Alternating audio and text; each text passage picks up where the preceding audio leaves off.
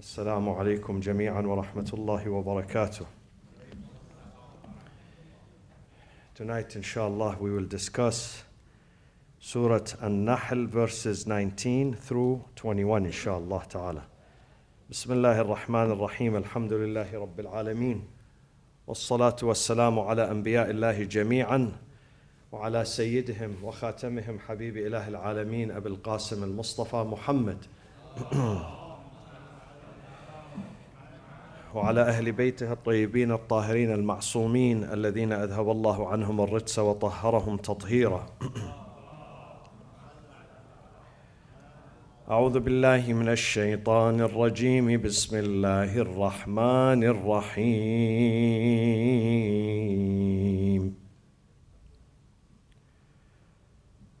والله يعلم ما تسرون وما تعلنون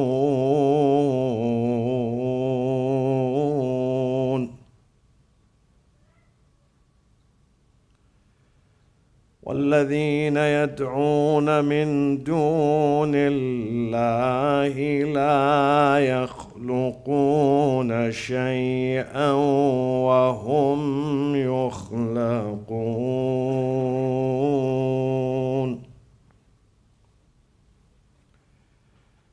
أموات غير أحياء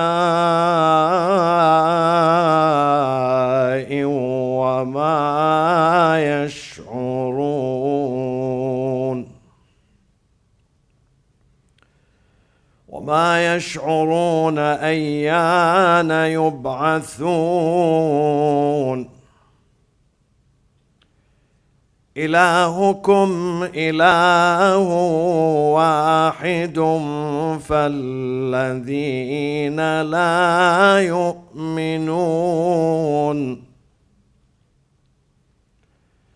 فالذين لا يؤمنون بالآخرة قلوبهم منكرة وهم مستكبرون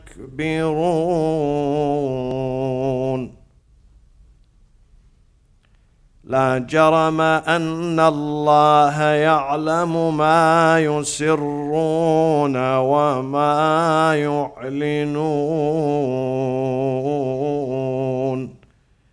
إنه لا يحب المستكبرين. صدق الله العلي العظيم.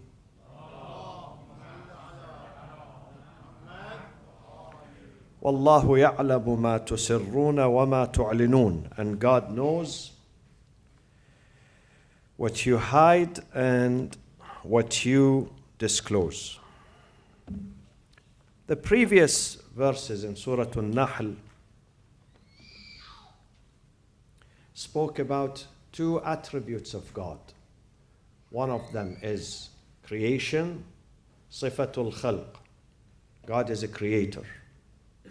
So the verses spoke about the beginning of the chapter, خَلَقَ السَّمَاوَاتِ وَالْأَرْضَ بِالْحَقِّ, created the heaven and earth in truth. And I said the meaning, why God said in truth. There is a reason. I said this 5 weeks ago. خَلَقَ الْإِنسَانَ مِن نُطْفَةٍ, and created man from a drop of semen. Small drop, microscopic. This is our beginning. Look at yourself, how tall and big you are now, and overweight sometimes. We were microscopic, nutfa. And then وَالْأَنْعَامَ خَلَقَهَا speaks about the creation of the cattle, speaks about the creation of food, plantation. وَمَا ذَرَأَ لَكُمْ فِي الْأَرْضِ مُخْتَلِفًا أَلْوَانُهُ, what He planted for you in the earth with diverse colors, مختلفا ألوانه. So spoke about some aspects of God's creation. So this is one attribute of God. God is the creator. And then spoke about the other attribute, that God subjugated this universe for our service, for us. سخر لكم. سخر. The word سخر is to subjugate. Is to make this earth, whatever is in this earth and in the heaven, for you. سخر لكم السماوات والأرض. سخر لكم البحر. Where does it say? وهو الذي سخر البحر لتأكلوا منه لحما طريا. Subjugated, made the seas and the oceans available for you to eat from it, to extract the ornamentation, the pearls. I mentioned this few weeks ago. سخر لكم الليل والنهار. Subjugated the day, the night, the sun, the moon, the stars. مسخرات بأمره. And God was speaking in this chapter, Surah Al-Nahl, with the idolaters, with those who worshipped idols. Still today, in many countries, in many societies, people worship idols. With the advancement of knowledge and technology, still people worship a piece of wood that they created themselves. They created it with their own hands, and then they worship it.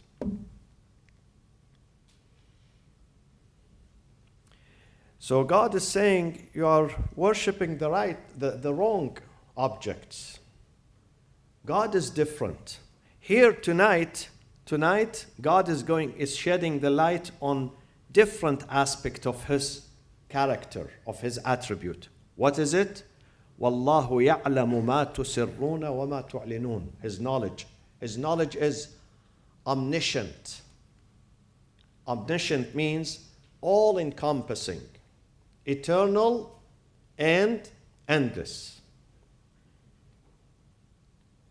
How is God's knowledge different from our knowledge? How? In what aspect? Many aspects. How do we become knowledgeable? Learned. How? We need to go to school. We need to read. We need to write. We need to have a teacher. We need to have a mentor. God says when you are out of your mother's bellies, وَاللَّهُ أَخْرَجَكُمْ مِنْ بُطُونِ أُمَّهَاتِكُمْ لَا تَعْلَمُونَ شَيْئًا. When you came out of your mother's bellies, you knew nothing. لَا تَعْلَمُونَ شَيْئًا. You could not even recognize your mother or your father. You knew nothing. You started to learn. You started to learn. And some people are fast learners. They are intelligent. God has endowed them with powerful brain and intelligence. And this is the best gift. If God gives you the best intelligence and you utilize it in a good way, not in a bad way. Some people use their intelligence in theft, in robbery, in crimes, in corruption. This is a bad way. But in a good way, when you study. And then you make discoveries in the field of medicine, engineering, other sciences. You serve your nation. You serve the whole world. With your brain, you can serve the whole world. You can save, not just serve. You can save too. You can save the whole world too. With your intelligence. You can save lives. So this is a gift from God. I mentioned last Friday that God, when He enumerated His blessings on us, He never said kids are the best gift. He never said money is the best gift. He never said family is the best gift. What did He say? What is the best gift? Huh? Hikmah. Hikmah is wisdom, not just knowledge. Knowledge with intelligence. When you mix knowledge with intelligence, this is hikmah, wisdom. وَمَنْ يُؤْتَ الْحِكْمَةِ. Whoever is given by God, whoever is gifted with hikmah, wisdom, فَقَدْ أُوتِيَ خَيْرًا كَثِيرًا. That person has received an abundance of goodness from God. This is God's largest and biggest gift to a person, hikmah. not money, not children. Hikmah. Because with your hikmah, you can build everything. With your wisdom, with your intelligence, you can save yourself, you can save millions of people around you. With your money, maybe you cannot save neither yourself nor others. With your kids, maybe you cannot save anyone. You try to save them, let alone they going to save others. But with hikmah, with wisdom, God says, فَقَدْ أُوتِيَ خَيْرًا, an abundance of goodness. So our knowledge is different from God's knowledge in 5 points. Point number one, God is the creator of knowledge. We are not the creator of knowledge. Everything I know and you know, people knew it before us. I didn't learn it from myself. I learned everything from a teacher, from a book, from an author, from a scholar. I did not invent this knowledge. No one invented any knowledge. Even Isaac Newton and all those who made discoveries, they did not invent the knowledge, they discovered the knowledge. The knowledge was there, they came and they discovered it. They revealed it. They found it. Otherwise, they didn't invent it. God is the source of knowledge. We are not the source of knowledge. We are learners. We are students. Students right from the time of birth till the day we die. We are students. But God is the real knowledgeable. He is the source of knowledge. And God says to the Prophet, وَعَلَّمَكَ مَا لَمْ تَكُنْ تَعْلَمْ وَكَانَ فَضْلُ اللَّهِ عَلَيْكَ عَظِيمًا.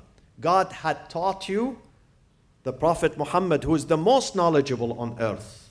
According to us Muslims, Prophet Muhammad is number one. In terms of knowledge, he's number one. And piety, and righteousness, and commitment, and sacrifice. He's number one in all fronts.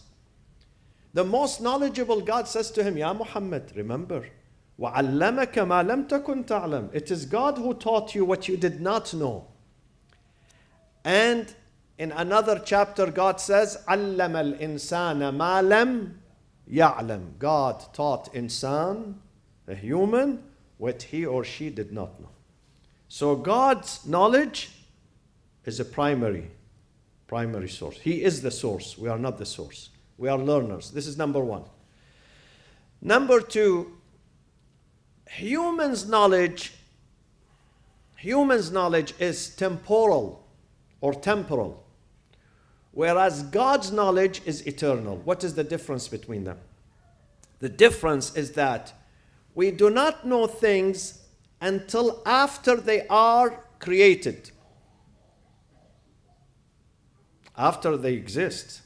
You don't know them before existence. You cannot know your child, your own child, as a father, as a mother, your own child. You know nothing about your child. Maybe you can know about the gender of the child while the mother is conceived. But you don't know about the character of this baby until the baby is born. After that, you're going to know. So after things are created, we know about them. Before their existence, before their creation, we know nothing. We may predict sometimes. Prediction. These predictions could be right, they could be wrong. People do not know until things are created, whereas God's knowledge is eternal. He knows about you, your journey, step by step, day by day, hour by hour in this life, even before you came into this life. Not after we came. God knows me 10,000 years ago, 10 billion years ago. Limitless, unlimited, endless. His knowledge is eternal. Eternal means it has no beginning, neither an end. Eternal. We know each other, or we know about each other when we befriend each other. But God knows everything. This is why he says, وَاللَّهُ يَعْلَمُ مَا تُسِرُّونَ وَمَا تُعْلِنُونَ. God knows what you hide and what you disclose, even when we hide. The third difference between God's knowledge and our knowledge, we do not know people unless they show themselves. If someone is sitting silent, you don't know him. Even if he comes and sits next to you for 10 years, if he does not speak, you would never be able to discover the personality, the character, the attribute of that person. The moment that person opens his mouth, after a few days, few weeks, you're going to realize who this person is. This is why Imam Ali alayhi salam says, تَكَلَّمُوا تُعْرَفُوا. Speak so people can recognize you. If you don't speak, people do not know you. They know nothing, zero. Zero knowledge about you. They cannot recognize you unless you speak. How many people, sometimes you see them for several years, you don't talk to them, you think this is Albert Einstein, mashallah, in his intelligence. The moment that person opens his mouth and he asks you a question, you discover the true identity of that person. Or sometimes you think he doesn't know, but because he doesn't speak, he's silent. But when he speaks, wow, this person is really, really intellectual. This is a learned person. تَكَلَّمُوا تُعْرَفُوا. Amir al-Mu'mineen alayhi salam says, تَكَلَّمُوا. When you speak, people are going to recognize you. This is why be careful with what you say, my friends. Be very careful. Don't just throw words left and right. Because your speech reveals your character, your identity. You don't want to be misunderstood by people. You don't want to be misappreciated by people. So before we speak, the same Imam Ali alayhi salam says, the tongue of a prudent, a wise person is behind his mind.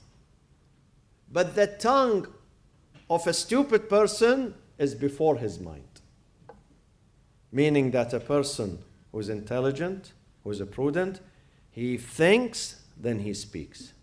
His mind comes first and then the tongue. While someone who is stupid, he speaks before he thinks. And he gets himself in troubles. Most of our troubles come, 99% of our troubles, we the people, the great people, from this tongue, from here, from the tongue. From the tongue, 99%. 99% why men and women fight at home. They have conflict, they divorce, they go to court. Two partners who work together for some years and then they separate. Two friends, two neighbors, 99% because of the tongue. Because of the tongue. Tongue is a troublemaker. Troublemaker. And through this tongue, you can either succeed and prosper or you can fail. Luqman alayhi salam, Luqman al-Hakim has a chapter in the Quran. Luqman or Luqman. Luqman said to his son, take a sheep, slaughter the sheep, and bring me the two best organs in that sheep. So he took a sheep, he slaughtered it, he came back with the tongue and the heart. He gave him another sheep, he said, take it, slaughter it, bring me the worst two organs in that sheep. He slaughtered the sheep, he came back with the tongue and the heart. So the father said, what's happening? He said, yes, Daddy, Baba. The heart and the tongue are the best if they are good, if they speak good. If they think good and they speak good, they are the best. And they become the worst if they think bad and say bad. Same organ. Same. The heart and the tongue. This is the most important thing in us. The heart means the mind. Metaphor for the mind, for the thinking. If your thinking is good, you don't think bad. You don't always suspect about people.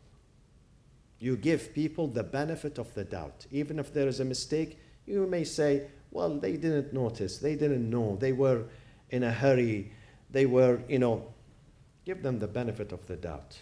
You start loving them. If you don't give them the benefit of the doubt, you go home and you start thinking about what people said to you today, from morning till midnight. Oh, this guy, he said this, then he means I am terrible. this guy in his comment, when he said this, this means I'm stingy. This guy said this means I'm dishonest. This is bad. This is bad. You are not going to sleep. You are not going to rest. You are going to think bad about people. You're going to ruin your life and people's life.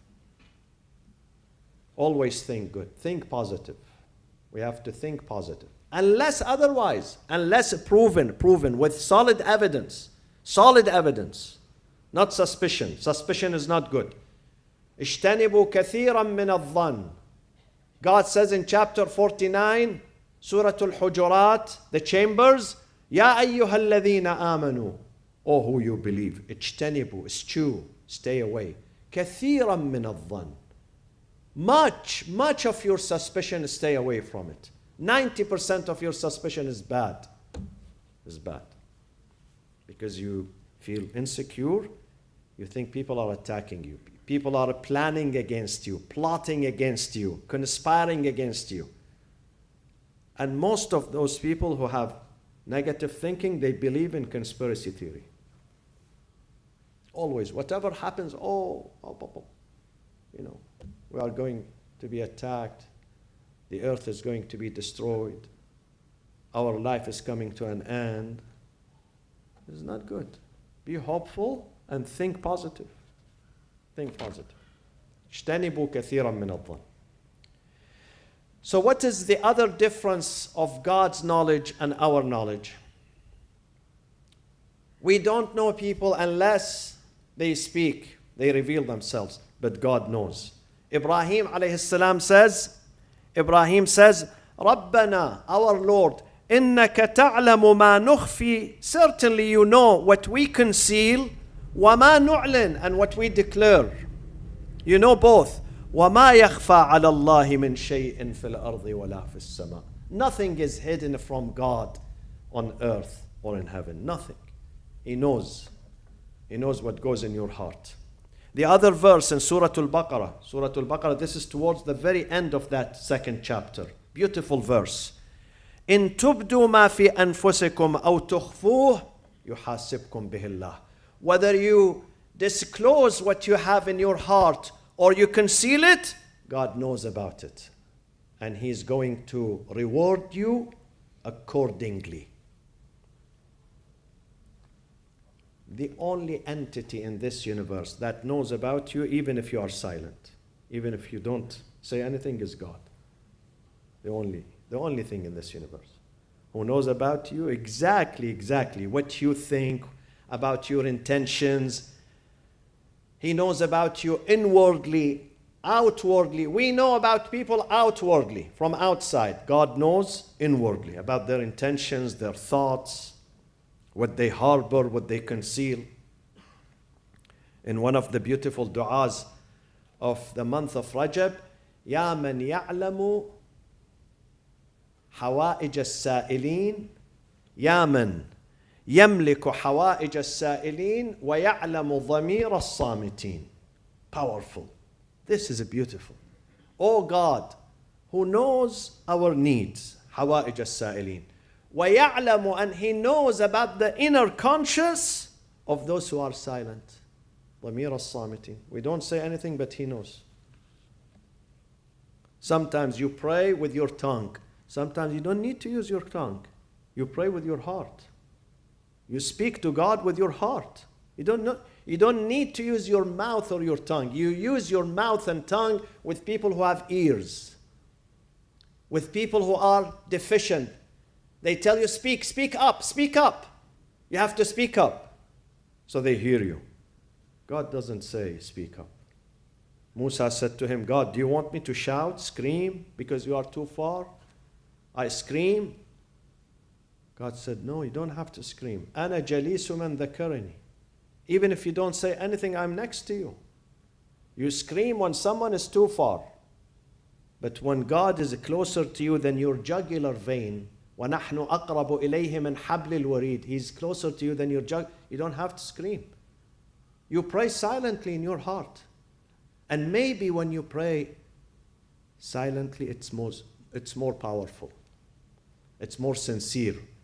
when your heart speaks, when your heart asks, rather than your tongue. Even in dua that we do, God say, do not scream when you do dua. Ud'u rabbakum, pray, call upon your Lord, tadarru'an in a state of emergency. When people call 911, they call 911 because they need help in a state of distress. Nobody is around them. And it is really, really emergency. They tell you if it's not emergency, don't call 911. This is tadarru'an, state of emergency, state of distress. And then wakhifa, out of reverence for God. If you do this in your heart, your dua is accepted. God would listen to you. So these are the differences between our knowledge and God knowledge. These are the differences that I mentioned earlier. And then we go to the second verse number 16. وَالَّذِينَ يَدْعُونَ مِن دُونِ اللَّهِ لَا يَخْلُقُونَ شَيْئًا وَهُمْ يُخْلَقُونَ.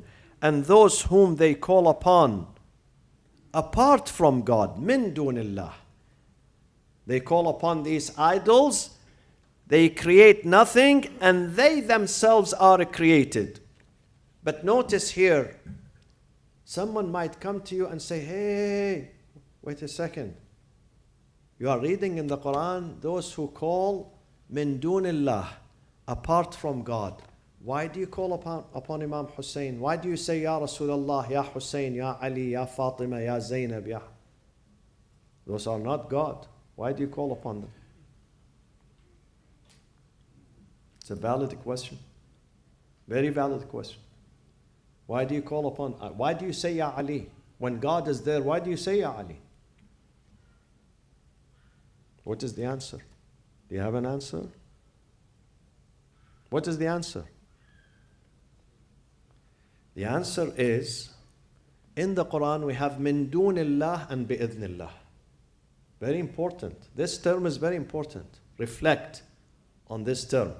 Min dunillah, apart from God, meaning that they used to call upon their idols apart from God. They don't even recognize God. They recognize the idols as their deities and their lords.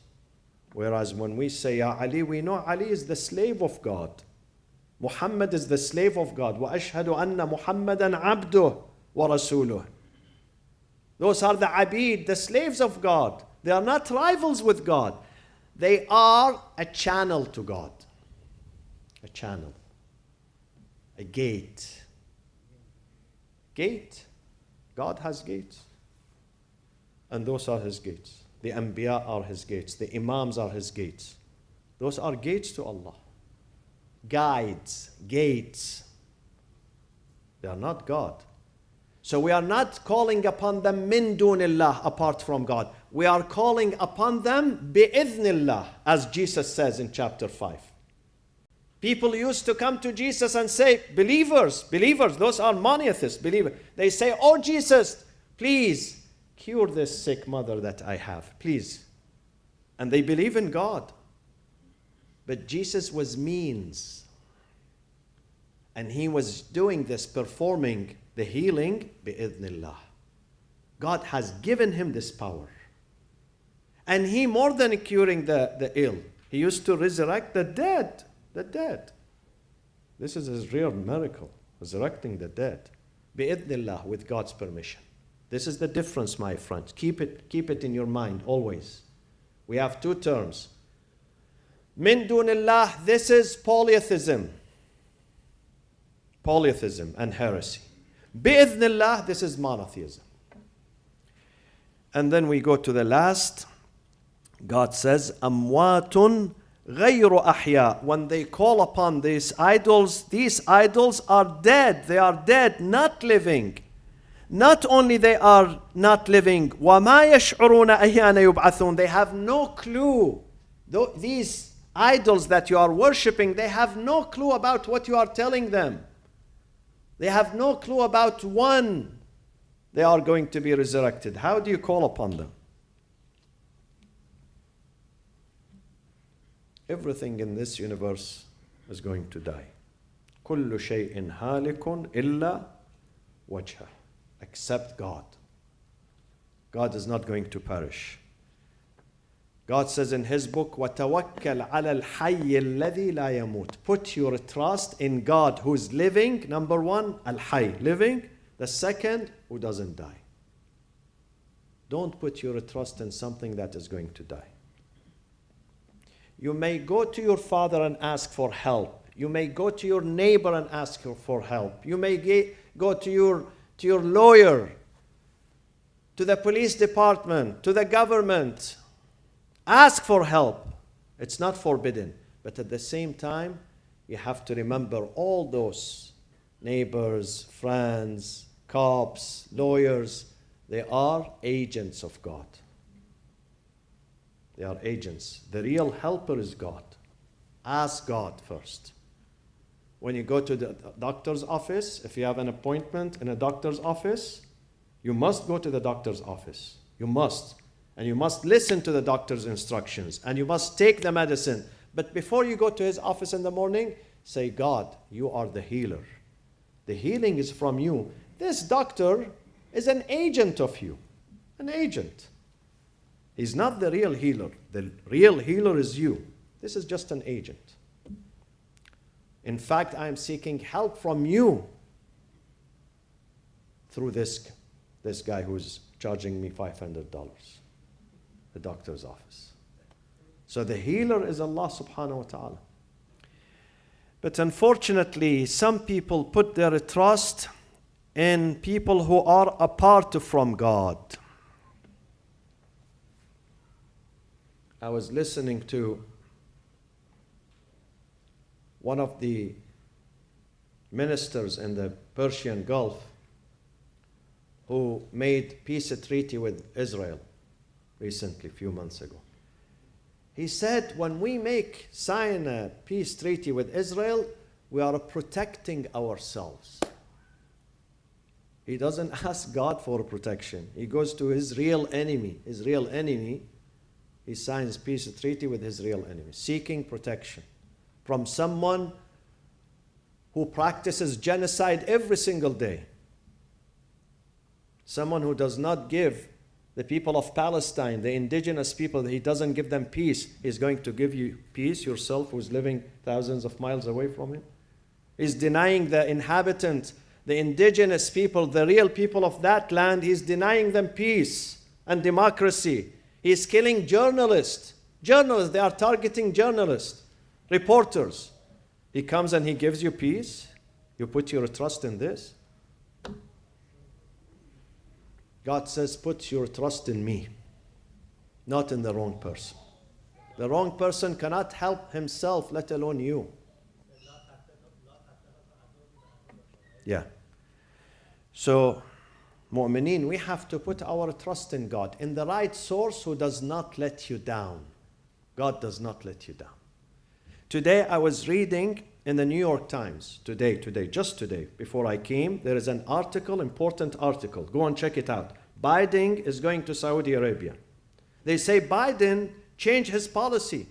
Before he became president, he said we have to punish Saudi Arabia and Mohammed ibn what? Mohammed ibn Salman. Because of the murdering of Khashoggi. Now he changed. Why? Because of the gas prices. He wants to go there. And then the Saudi foreign minister, whatever, bin Farhan, his name is bin Farhan, he said, America let us down. Why? Because they put their trust in America. Definitely America is going to let you down. Definitely.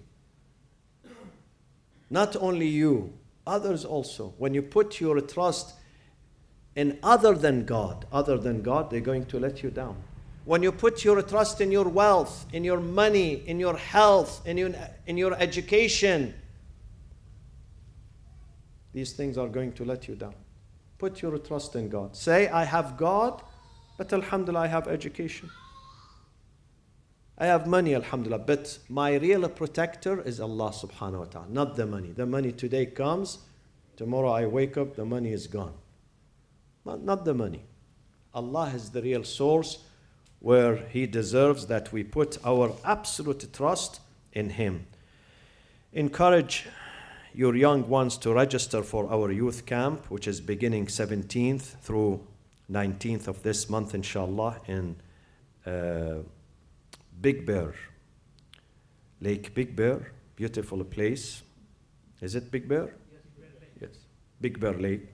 So encourage them to come. They're going to enjoy, inshallah. It's a very beautiful spiritual, intellectual, social environment with many good activities and many good presenters and speakers and scholars who are coming this year, inshallah.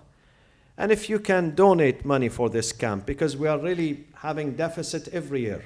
The money that they pay, which is $200, barely covers the accommodation. Sometimes does not cover even the transportation and the food. So we need your help. And tomorrow, inshallah, I'm going to be here for the youth session that begins at 8 p.m., inshallah. We begin at 8:10 p.m. with salat, inshallah. After that, I'm going to be here for the youth session, inshallah. Allahumma aghfir lil mu'minina wal mu'minat wal muslimina wal muslimat الأحياء منهم والأموات تابع اللهم بيننا وبينهم بالخيرات إنك مجيب الدعوات إنك غافر الخطيئات إنك ماحي السيئات وجاعلها حسنات إنك على كل شيء قدير وعجل اللهم في فرج سيدنا ومولانا صاحب العصر والزمان وإلى أرواح المؤمنين والمؤمنات ثواب الفاتحة مع الصلاة على محمد وآل محمد.